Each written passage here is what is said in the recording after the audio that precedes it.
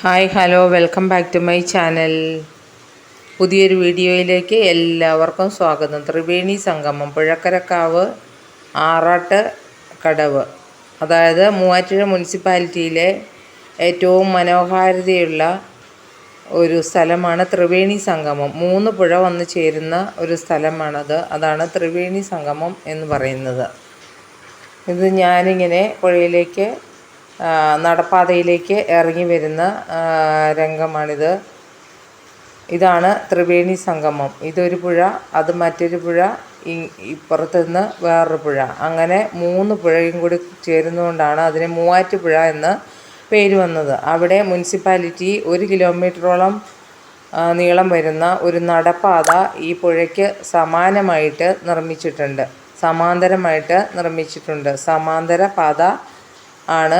പുഴയുടെ സൗന്ദര്യം ആവോളം ആസ്വദിച്ച്, പ്രകൃതി ഭംഗികളൊക്കെ ആസ്വദിച്ച് നമുക്ക് നടക്കാനുള്ള ഒരിടമാണത്. ഇഷ്ടംപോലെ ആളുകൾ വ്യായാമത്തിനായിട്ട് അവിടെ നടക്കാൻ വരുന്നുണ്ട്. ഇത് ചൂണ്ടയിടുന്ന ആളുകളാണ്. വൈകുന്നേരം ആകുമ്പോഴത്തേക്ക് അവിടെ ചൂണ്ടയിടലുകാരുടെ ഒരു മേളം തന്നെയാണ് ഉള്ളത്. അങ്ങനെ ഞാനും ഹസ്ബൻഡും കൂടി ഇത് ആവോളം ആസ്വദിച്ച് ഇങ്ങനെ നടന്നു നീങ്ങുകയാണ്. നിങ്ങളെ കൂടെ ആ കാഴ്ചയിലേക്ക് സ്വാഗതം ചെയ്യുന്നു. എത്ര മനോഹരമാണല്ലേ പുഴയുടെ തീരത്തുള്ള മരങ്ങളെല്ലാം, എത്ര പച്ചപ്പോടു കൂടിയാണ് നിൽക്കുന്നത്. അതൊരു വല്ലാത്ത കാഴ്ച തന്നെയാണ്. ഇതാണ് കുടപ്പന എന്ന് പറയുന്ന ഒരുതരം പനയാണത്. പണ്ട് ഇതിൻ്റെ ഓല വെട്ടി ആണ് വീട് മേഞ്ഞുകൊണ്ടിരുന്നത്. ഇതാണ് നടപ്പാത. ഹസ്ബൻഡ് അവിടെ നിന്ന് വീഡിയോ എടുക്കുന്നതാണ് ഇപ്പോൾ കണ്ടുകൊണ്ടിരിക്കുന്നത്. അങ്ങനെ ഞങ്ങൾ നടന്ന് അങ്ങേയറ്റം വരെ നടന്നു. ഇത് മൂവാറ്റുപുഴയുള്ള ആകെ സ്പെഷ്യാലിറ്റി ഒരു ഹോസ്പിറ്റലാണ്.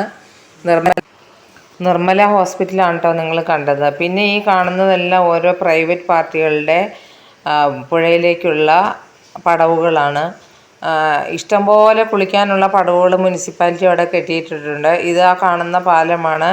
മൂവാറ്റുപുഴ സ്റ്റാൻഡിനടുത്തുള്ള ലതാ പാർക്കിൻ്റെ അടുത്തുള്ള പാലമാണ് ഇപ്പം നിങ്ങൾ കണ്ടത്. ആദ്യം നിങ്ങൾ ദൂരെ കണ്ടത് ചാലിക്കടവ് പാലമായിരുന്നു. അത് ഞാൻ പറയാൻ വിട്ടുപോയി. ഇത് എത്ര മനോഹരമാണ് നോക്കൂ. പിന്നെ ഏറ്റവും മനോഹരമായൊരു വൃക്ഷം, അത് മനുഷ്യരുടെ വികൃതികളായ വേസ്റ്റ് മാലിന്യങ്ങൾ കൊണ്ട് അലങ്കരിച്ചിരിക്കുന്നു. ഷമ്മി കിറ്റുകൾ തൂങ്ങി കിടക്കുന്നു. എന്തിനാണ് അങ്ങനെ ഓരോ വൃത്തികേടുകൾ ആളുകൾ വലിച്ചെറിയുന്നത് പുഴയിലേക്ക്? അവനവൻ്റെ മാലിന്യം അവനവൻ്റെ ഉത്തരവാദിത്തമല്ലേ?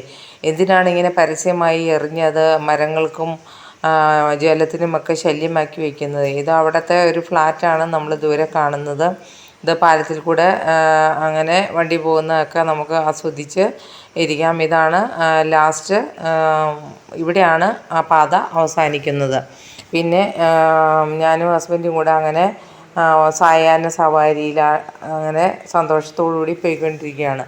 പിന്നെ വേറെ അവിടെ കണ്ടൊരു സങ്കടകരമായൊരു കാഴ്ചയാണ് അവിടുത്തെ ലൈറ്റുകളെല്ലാം സമൂഹവിരുദ്ധർ അത് എറിഞ്ഞ് ഉടച്ചിട്ടിരിക്കുന്ന കാഴ്ച. എന്തിനാണ് അവനവൻ്റെ നാടിന് അവനവൻ തന്നെ ശാപമാകുന്നത്?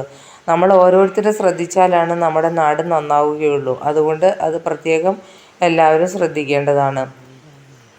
അങ്ങനെ സന്ധ്യാസമയം ആകാറായി. പ്രകൃതി സൗന്ദര്യം ആവോളം ആസ്വദിച്ച് ഞങ്ങളങ്ങനെ നടന്നു നീങ്ങി.